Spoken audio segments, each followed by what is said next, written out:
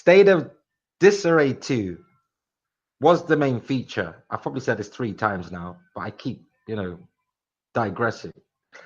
Main feature of Inside Xbox, which is a shame because all the reviews had come out after it aired, which kind of took away, I don't know, it took something away from the whole prominence of the game, State of Decay 2 being the main feature, which I've said it 4 times now. Shoot me.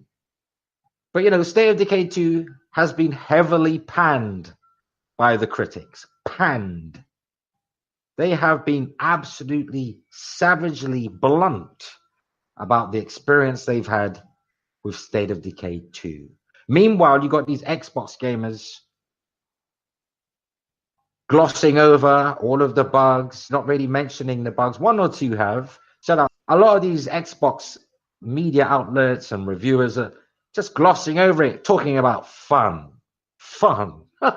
Fun. Setting fire to a warehouse is fun, but it's also very fucking dangerous. Now, Days Gone if you believe reviews, you'd think Days Gone is the biggest pile of crap that came out of Sony in a long, long time.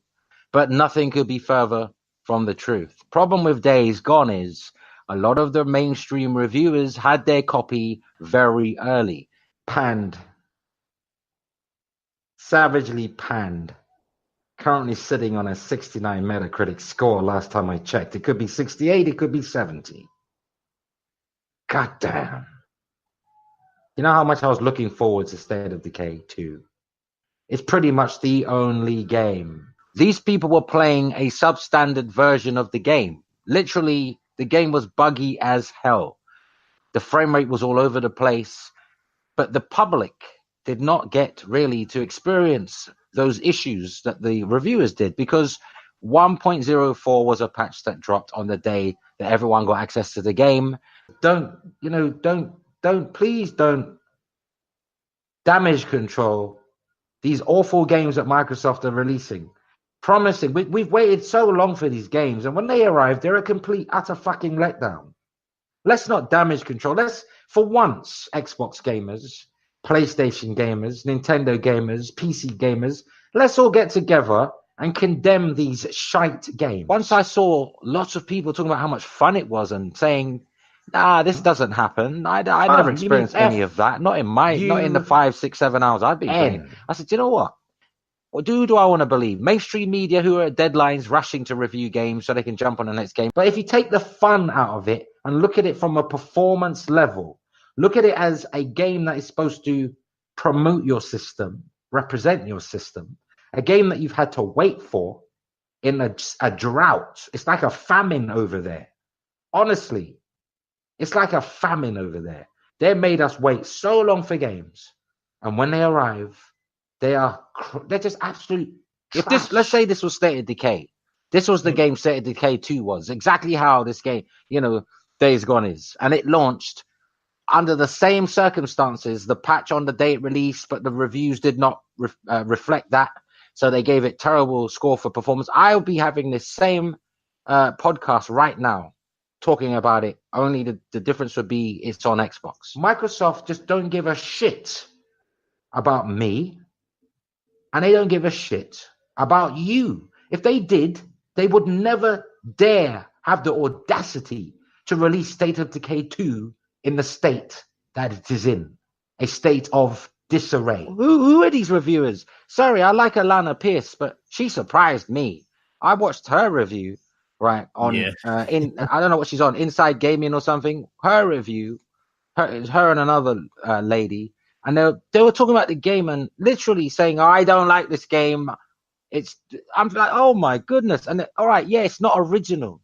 So what? How many games are original these days? Oh. An overwhelming majority of the game press and media outlets perceive State of Disarray 2 as more or less high-grade tact. The highest grade. Listen, I love Days Gone. If you think that I am being a white knight for Sony because I'm saying that, then I don't care. Because what you think about what I like, really, I don't give a damn. You go and buy State of Decay for $50, just to play it early so you can be disappointed before everyone else. Nah, you get nothing. You get nothing but disappointment. Nothing but game crashes. Nothing but cars flying up in the air. Nothing but zombies dropping from the sky like they aliens come from Mars. Is that Doom? Shit. Some repetitive ass zombies. Some have got red eyes. Like they've been on the Chiba Chiba. The Reefer Zombie Reefer. Woo! I can't believe it. The game's awful. It stutters like it stutters like someone with a speech impediment. The game stutters. State of Decay. That's how the game plays. It stutters like a. Because I've defended many Xbox titles, many, and Nintendo titles. So I don't want people to put me in their frame of mind, because that's how because they're really the fanboy. It's like someone who's cheating thinks everyone's cheating. That's the thing. You know what I mean? The person who's cheating on their girlfriend or boyfriend, because they're cheaters, they think everyone's a cheater. That's the thing. So it doesn't matter what I say, right? Someone's always going to say, oh, you're white knighting, or you're doing this, you're doing. I don't really care. Okay? I'm not going to lose any sleep on your opinion. I just believe in equal and fairness. I don't need to play it. Kane the one.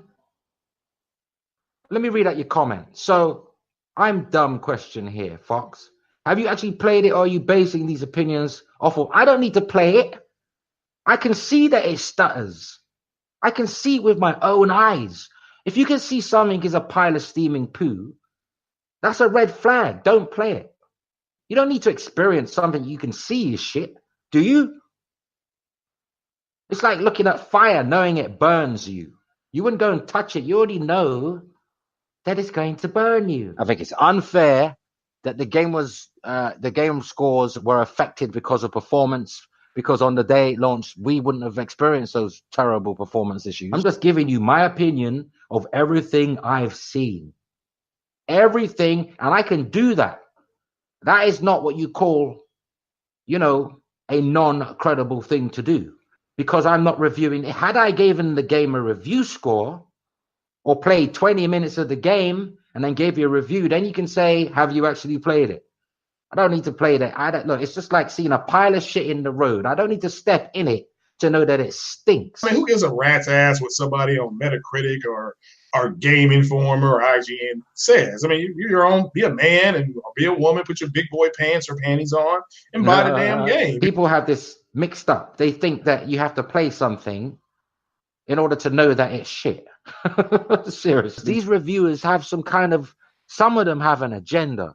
If they can't just rate the game on what it is, a game. They have to bring in gender, sexuality, ethnicity, all types of stuff. Who gives a fuck, man? And this is from a breadth of reviewers.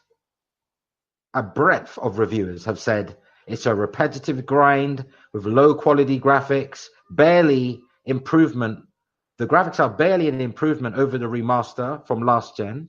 The game suffers poor performance, even on the Xbox One X and PC. The game has dumb AI. Zombies fall from the sky. Cars will touch a tiny little rock and then flip up in the air like it's Tony Hawk's. What is this? Is this video game Olympics? I thought we were trying to get away from zombies. But I said that based on other people's experiences, and I'm always preaching, do not take other people's experiences as your own, because you might have a different interpretation, a different perspective.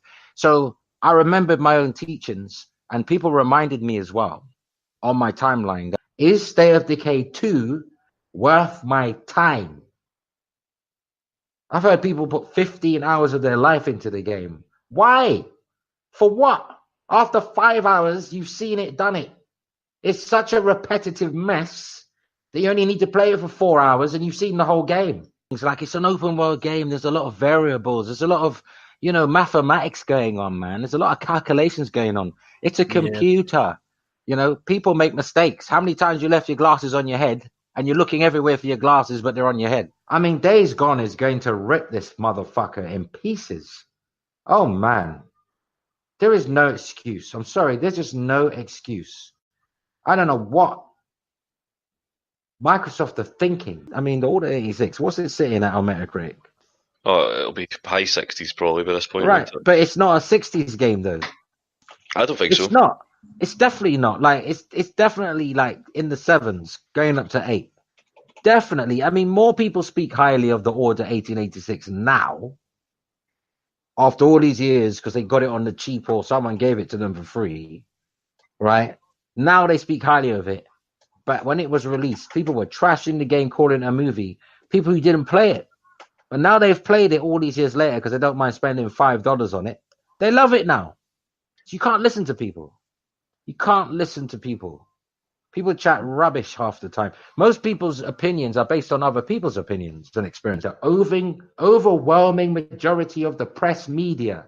And unless they're all in cahoots, and it really is media bias, and Eurogamer, GameSpot, IGN, all of these sites, Jill Shockers, they're all in bed, sexing each other up just to get back at Xbox. I doubt it. That would be very messy. And it would take a hell of a lot of logistics and organizing to do. That there's a group of people who hate HATTE exclusive games. So they run right to a Metacritic to look at the aggregate, and then they can tear it down. What did State of Decay 2 get, Craig? State of Decay 2, let's see here. Got about 72, I think. Yeah. See, I liked State of Decay 2. I actually enjoyed that game on Xbox One. Sea of Thieves, a disaster. You know, all of the big games that they delayed from last year, that they've made us wait a whole extra year for in 2018, disastrous. I mean, where did the extra time go? Why would they even bother delaying them if they're going to come out empty, contentless, buggy, performance, janky pieces of shit? Why? What's the delays for? Well, Days Gone has taught me a very poignant lesson. One I already knew, but I think I needed reminding of it. Do not pay too much credence to reviewers because it's their individual experience that cannot be translated or transferred as yours. So the only way to find out is to play the game yourself or talk to people who you trust, individuals you trust who have taken their time with the game. Because I understand, you know, people say, oh, you got to try it. But for some people, to spend $60 on a game they might not like is a gamble. I don't need to play it. I can see that it stutters. I can see it with my own eyes. If you can see something is a pile of steaming poo, that's a red flag. Don't play it. So they went above and beyond when it comes to fleshing out this game's world. I didn't see any textures loading in, like reviewers said. Like, oh, textures take ages to load in.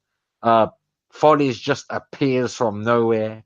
Stuff just appears. Graphics just appear. I didn't see any of that. So don't tell me that I'm white knighting for Sony, because I tweeted publicly that, you know, I told people to wait.